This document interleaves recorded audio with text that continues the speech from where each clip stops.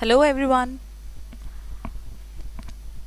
Today in this session we'll understand question number 10 of exercise 4.3, which is very simple and interesting question based on quadratic equation.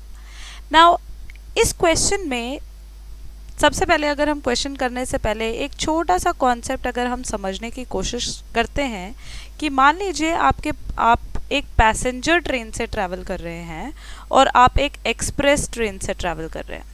Passenger train और express train.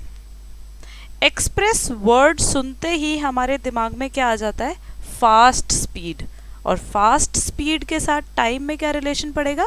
कम time पड़ेगा। तो ये express train है। अब हम दो type की train की बात कर रहे हैं, पैसेंजर ट्रेन और एक्सप्रेस ट्रेन। तो जब हमने एक कॉमन अपनी एनालिसिस करी तो पैसेंजर ट्रेन से हमें ये समझ में आया कि भाई ये स्लो चलती है, ये फास्ट चलती है। और स्पीड की अगर बात करें तो ये स्लो हो गया, ये फास्ट हो गया। और अगर हम टाइम की बात करें तो इसमें हमें टाइम ज़्यादा लगेगा और इसमें हमें टाइम कम लगेगा, क्योंकि स्पीड ऑब्वियसली उसकी फास्ट है तो हमें टाइम कम लगेगा। तो एक सिंपल सा ये लॉजिक है जो हमें अपनी अंडरस्टैंडिंग से, अभी तक की अंडरस्टैंडिंग से हमें पता है। अब क्वेश्चन पढ़ते हैं कि इस क्वेश्चन में हमें क्या बोला है। एक एक्सप्रेस ट्रेन है, जो हमने अभी एक्सप्रेस ट्रेन और पैसेंजर ट्रेन के बारे में थोड़ा सा समझा। An express train takes 1 hour less, 1 घंटा कम लेती है as comparative to what? As comparative to passenger train.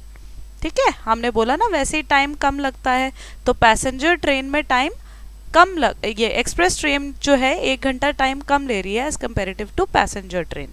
Okay, to travel a distance of 132 kilometres. दोनों ने ही टोटल 132 किलोमीटर का जो डिस्टेंस है वो ट्रैवल करना है। 132 किलोमीटर का डिस्टेंस जो है ये फिक्स है, जो दोनों ने ट्रैवल करना है।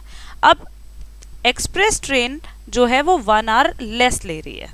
ठीक है, ओके, आगे पढ़ते हैं। बिटवीन मैसूर टू बैंगलोर, ये डिस्टेंस कवर कर रहा है Mysore to Bangalore. Okay, if the average speed of the express train is 11 kilometre मोर। हमने स्पीड के बारे में क्या बात करी थी कि एक्सप्रेस ट्रेन की स्पीड ज़्यादा होगी, पर कितनी ज़्यादा होगी इस क्वेश्चन में ये दिया है कि it is 11 kilometre are more than the passenger train. Passenger train की जितनी भी स्पीड है, तो हम स्पीड की अगर बात करते हैं तो स्पीड पैसेंजर ट्रेन की जितनी भी है उसको x मान लेते हैं, लेकिन एक्सप्रेस ट्रेन में वो 11 किलोमीटर पर आवर मोर है। 11 किलोमीटर पर आवर मोर है, तो कितना हो जाएगा? x प्लस 11 इसकी स्पीड हो जाएगी। तो हमें दोनों की स्पीड के बारे में पता लग गया कि अगर हमें इसको x मान लेना है, पैसेंजर ट्रेन को अगर हम x की स्पीड से मान लेते हैं तो एक्सप्रेस ट्रेन की जो स्पीड होगी वो 11 kilometre per hour more than passenger train होगी। तो हमने उसको x प्लस 11 लिख लिया। ओके, एक छोटा सा कॉन्सेप्ट और जो हमें पहले से पता है कि स्पीड, डिस्टेंस और टाइम के बीच में क्या रिलेशन होता है।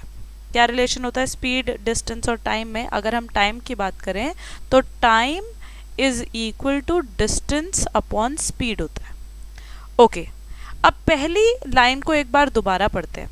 एक्सप्रेस ट्रेन ने 1 आवर लेस लिया देन पैसेंजर ट्रेन, मतलब पैसेंजर ट्रेन ने टाइम ज़्यादा लिया, तो time taken by passenger train is more than time taken by express train, and which is how much? It is 1 hour, which is already given in the question. So time taken by passenger train minus time taken by express train will be 1 hour.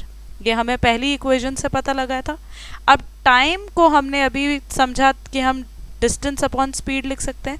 तो passenger train का time अगर आपको निकालना है तो वो distance upon speed, तो distance तो 132 है और स्पीड कितना है? x, जो हमने अज्यूम किया है, माइनस अब टाइम निकालना है, टाइम डिस्टेंस अपॉन स्पीड, तो डिस्टेंस अपॉन स्पीड यहाँ पे 11 किलोमीटर मोर है इक्वल टू 1। अब ये हमारी क्वाड्रेटिक इक्वेशन अब ये हमारी एक इक्वेशन बन गई है जिसको हमें सॉल्व करना है और आंसर लेके आना है। तो अब हम इसको जब सॉल्व करना शुरू करते हैं, मैं इसको यहाँ पे एक बार दोबारा लिख देती हूँ। 132 upon x minus 132 upon x plus 11 equal to 1। अब इसको आपको सॉल्व करना है, आप एलसीएम लेंगे, एलसीएम हो गया x into 11 plus 1, cross multiply कीजिए, 132 अगर आप यहाँ से कॉमन लेके डिवाइड कर देंगे तो ये 1/132 हो जाएगा। न्यूमरेटर में क्रॉस मल्टीप्लाई किया, सॉल्व किया, x प्लस 11 माइनस एक्स हो गया। अब ये plus x minus x cancel हो गया, आपके पास क्या बचा, 11 इंटू 132 कर दो इसको, equal to x square plus 11x। मैंने क्रॉस मल्टीप्लाई करके सॉल्व कर दिया। अब ये क्वाड्रेटिक इक्वेशन क्या बन गई आपकी, x square plus 11x minus 11 into 132। 132 को हम क्या लिख सकते हैं, हम 132 को 11 इंटू 12 लिख सकते हैं, और 132 इंटू 11 ऑलरेडी हमारे पास है ही, ये मैंने यहाँ पे इसको लिखा, इंटू 11, 12 को आप 4 इंटू 3 कर दो, इंटू 11, ये 44 33 हो गया। ये क्यों किया हमने, क्योंकि जब हमें क्वाड्रेटिक इक्वेशन को सॉल्व करना होता है तो हमें फैक्टर्स देखने हैं और प्रोडक्ट जो इस तरीके से आएगा उसका हमें सम 11 चाहिए। तो 44 और 33 का डिफरेंस 11 हो गया, तो हम 11 को क्या लिख सकते हैं, x square plus 44x minus 33x minus इसको एज इट इज लिख दो 44 इंटू 33 इक्वल टू 0। अब अभी हमने फैक्टराइज कर दिया, अब आप कॉमन लीजिए, इन दोनों में से कॉमन ले लो, इन दोनों में से कॉमन ले लो, तो x इंटू एक्स प्लस 44 यहाँ ब्रैकेट में बचा, दोनों में से माइनस 33 कॉमन ले लो, अगेन x प्लस 44 बचा। आगे इसको सॉल्व करेंगे, x प्लस 44 दोनों में सेम है, तो x प्लस 44 हमने लिया, ब्रैकेट में दूसरा बचा x माइनस 33 इक्वल टू 0। अब जब दो चीज़ों का प्रोडक्ट 0 है तो वो इंडिविजुअली 0 होंगे, तो x प्लस 44 इक्वल टू 0 और x माइनस 33 इक्वल टू 0। अब सॉल्व किया तो x इक्वल टू यहाँ पे या तो माइनस 44 आएगा या 33 आएगा। अब बेसिकली x हमने माना क्या था, हमने x को स्पीड माना था, और स्पीड कभी भी नेगेटिव में नहीं हो सकती, तो हम इसको कंसिडर नहीं करेंगे, हम इसको कंसिडर करेंगे।